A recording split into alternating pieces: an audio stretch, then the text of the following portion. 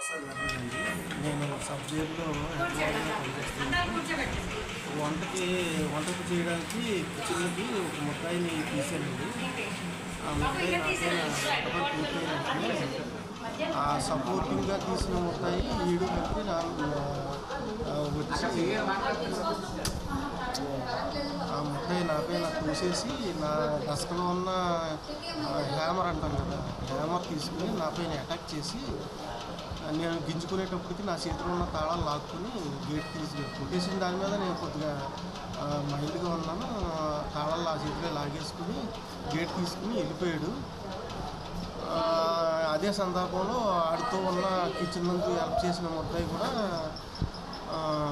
పట్టుకున్నట్టు వెళ్ళిపోయి ఆడు కూడా ఎస్కేప్ అయ్యాడు. మిగిలిన స్టాఫ్ ఉంటారు కదండి, మిగిలిన స్టాఫ్ కిచెన్ దగ్గర ఒకరు ఉన్నారండి. కానిస్టేబుల్ గారు ఉన్నారు.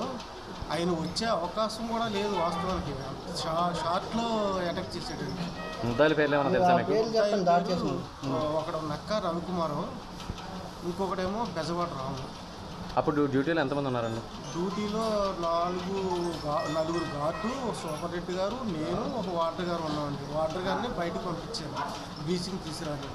అంటే ఇప్పుడు అక్కడ హ్యామరును బ్లడ్ స్టెయిన్స్ ఎక్కడ ఉన్నాయంటే రూమ్లో ఉన్నాయి కదా, అక్కడికి రావాలంటే అక్కడ చేతిలో ఉన్న సుత్తిని తీసుకుంటూ గింజుకుంటూ నేను సూపరింటెండెంట్ గారు ఉన్నారు కదా అని సూపరింటెండెంట్ గారి దగ్గర రూమ్కి నేను లాక్కుపోయి తల్లితే అప్పుడు వదిలేడు.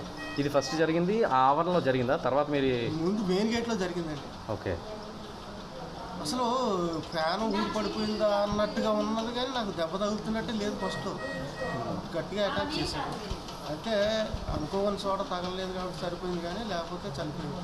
అటాక్ చేశాక ఇంకా స్టాఫ్ ఉన్నారు కదండి, ఆ తీసి తాళాలు తీసుకుని వచ్చేటప్పుడు